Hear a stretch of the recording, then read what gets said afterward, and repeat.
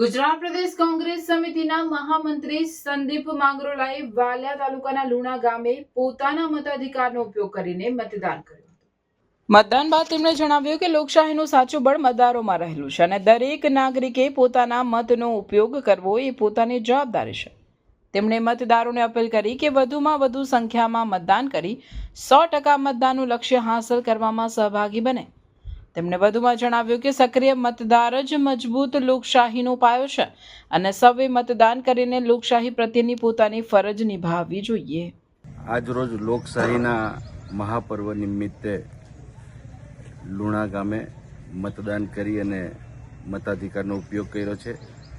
આપ સૌને પણ મતદાનનો ઉપયોગ કરી અને લોકશાહીને મજબૂત બનાવવા માટે અપીલ કરું છું. આભાર.